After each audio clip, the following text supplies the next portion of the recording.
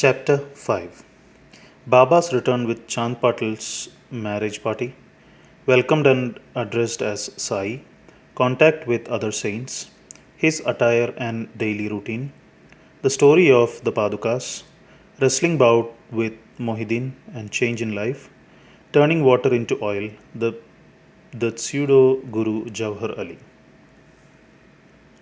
Return with Chand Patil's marriage party. As hinted in the last chapter, I shall now describe first how Sai Baba returned to Shirdi after his disappearance. There lived in the Aurangabad district, Nizam state, in a village called Dhoop, a well-to-do Mohammedan gentleman by name Chand Patil. While he was making a trip to Aurangabad, he lost his mare. For 2 long months he made a diligent search but could get no trace of the lost mare. After being disappointed, he returned from Aurangabad with the saddle on his back. After traveling 4 course and a half, he came on the way to a mango tree at the foot of which sat a fakir, a queer fellow.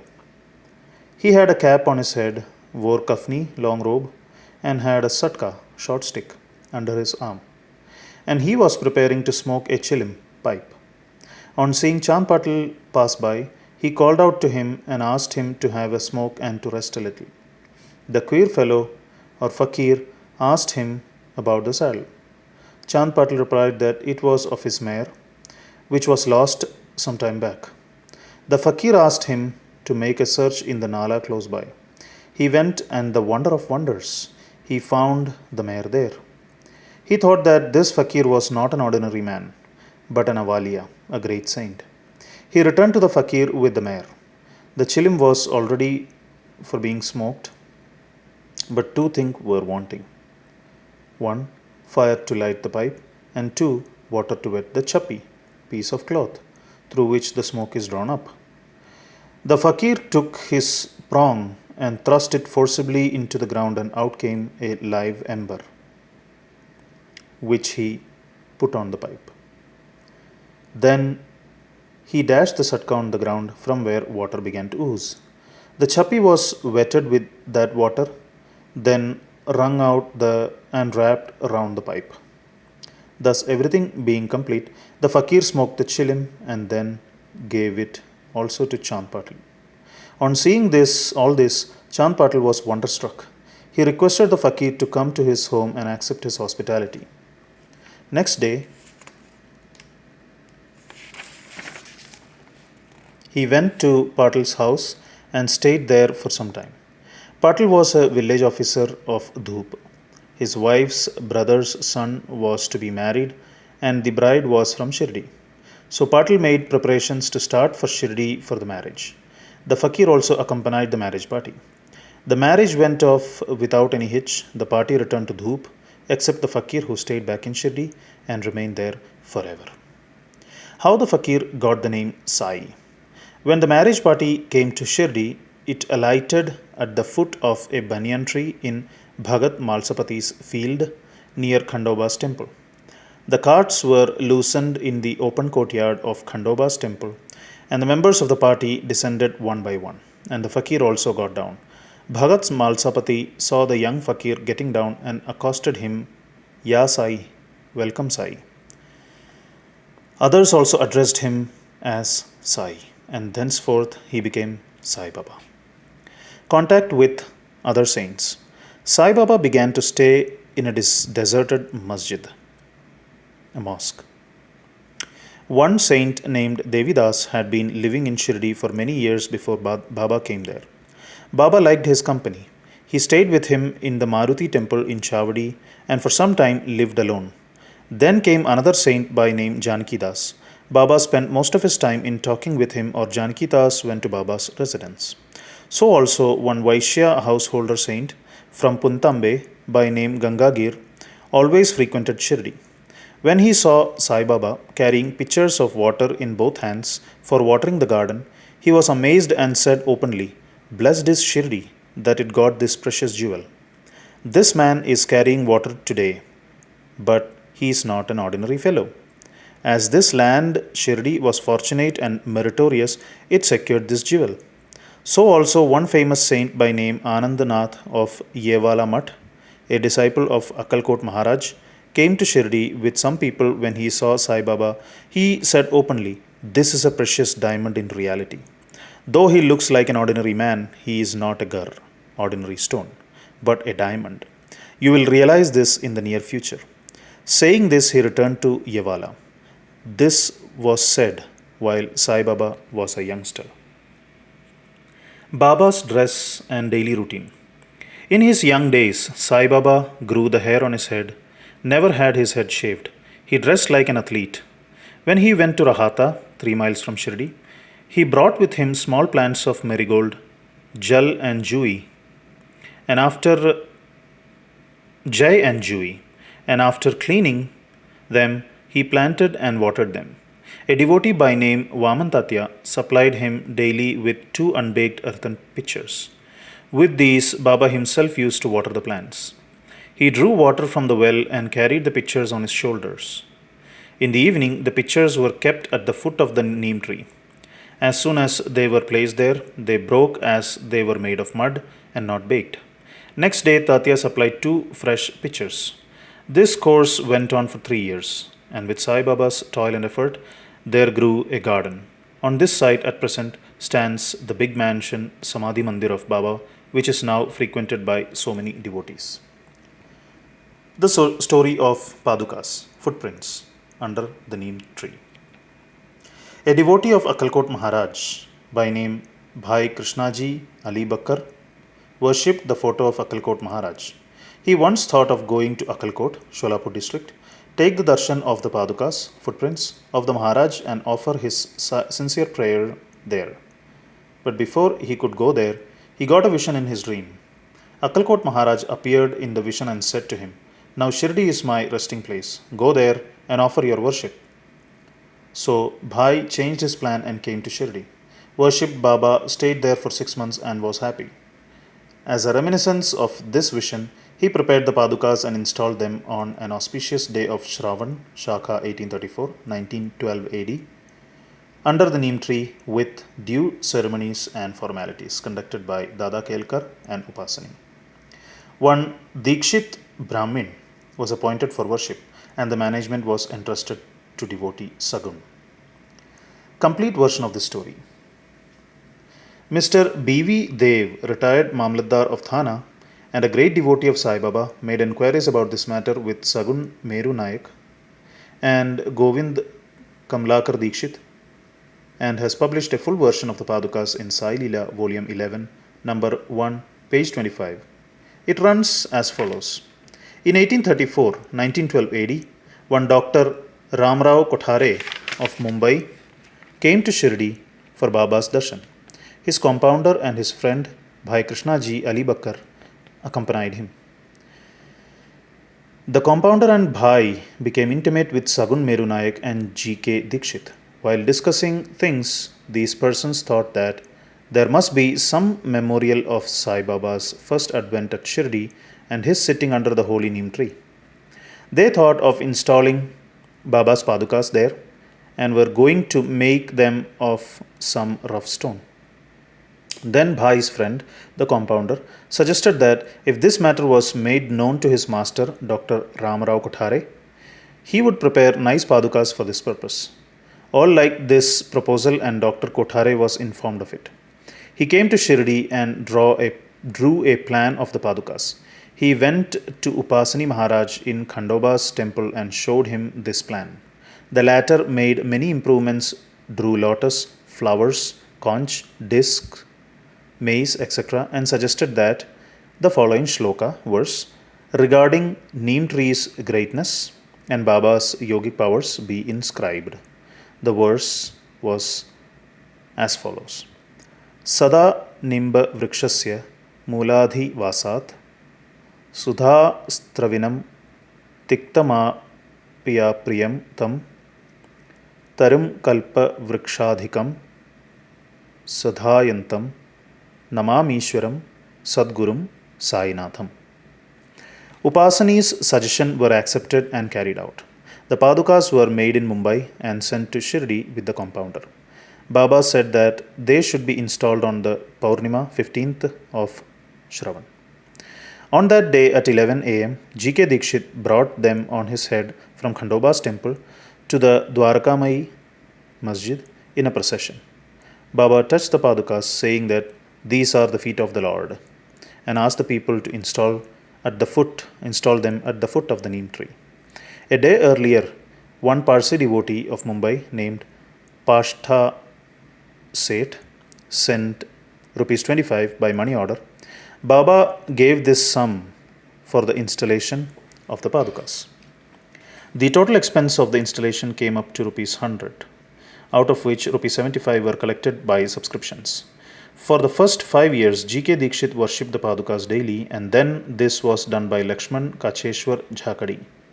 In the first 5 years, Dr. Kothare sent rupees 2 per month for lighting the lamp, and he also sent the railing round the Padukas.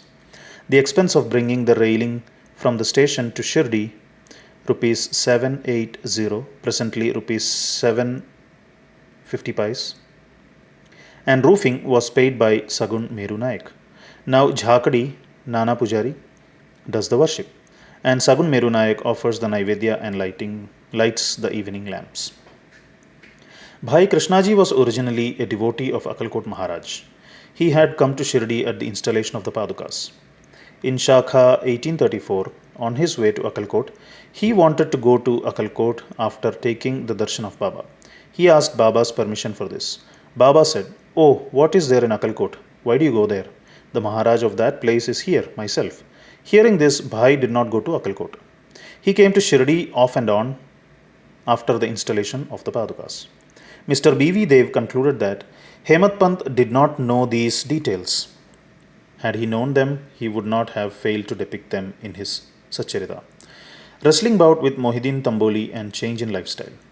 To return to other stories of Baba, there was a wrestler in Shirdi by name Mohideen Tamboli. Baba and he did not agree on some points and both had a fight. In this, Baba was defeated. Thenceforth, Baba changed his dress and mode of living. He donned kafni, wore a langot waistband, and covered his head with a piece of cloth. He took a piece of sackcloth for his bed and was content with wearing torn and worn out rags. He always said that poverty is better than kingship, far better than lordship. The Lord is always brother or befriender of the poor. Gangagir was also very fond of wrestling. Once, while he was wrestling, a similar feeling of dispassion descended over him, and at the proper time he heard the voice of an adept saying that he should wear out his body, playing with God. So he too gave up samsara and turned towards God realization. He established a mutt on the banks of the river near Puntambe and lived there with his disciples. Sai Baba did not mix and speak with the people. He only gave answers when he was questioned. By day, he always sat under the neem tree, sometimes in the shade of a babool tree near the stream on the outskirts of the village. In the afternoon, he used to walk at random and go at times to Nimgaon. There, he frequented the house of Bala Sahib Dengle. Baba loved Mr. Bala Sahib. His younger brother named Nana Sahib had no son, though he married a second wife. Bala Sahib sent Nana Sahib for taking darshan of Sai Baba. And after some time, with his grace, Nana Sahib got a son. From that time onwards, people began to come in large numbers to see Sai Baba. And his fame began to spread and reached Ahmednagar. From thence, Nana Sahib Chandorkar and Keshav Chidambar and many others began to come to Shirdi. Baba was surrounded by his devotees during day and slept at night in an old and dilapidated masjid. Baba's paraphernalia at this time consisted of a chilim, tobacco, and tumrail, which is a tin pot, long kafni, a piece of cloth round his head, and a satka, short stick, which he always kept with him. The piece of white cloth on the head was twisted like matted hair and flowed down from the left ear on the back. This was not washed for weeks. There were no shoes, no sandals. A piece of sackcloth was his seat for most of the day. He wore a kupin, waistcloth band, and for warding off cold, he always sat in front of a dhuni, sacred fire, facing south, with his left hand resting on the wooden railing. In that dhuni, he offered an oblation of egoism, desires, and always uttered Allah Malik, God is the sole owner. The masjid in which he sat was only of two-room dimensions where all devotees came and saw him. After 1912, there was a change. The old masjid was repaired and a pavement was constructed. Before Baba came to live in this masjid, he lived for a long time in a place, Takia, where with ghungru, small bells, tied on his ankles, Baba danced beautifully and sang with tender love. Turning water into oil. Sai Baba was very fond of lights. He used to borrow oil from shopkeepers and keep lamps burning the whole night in the masjid and temple. This went on for some time. The Baniyas, who supplied oil gratis, once met together and decided not to give him oil. When, as usual, Baba went to ask for oil, they all gave him a distinct no. Unperturbed, Baba returned to the masjid and kept the dry wicks in the lamps. The Baniyas were watching him with curiosity.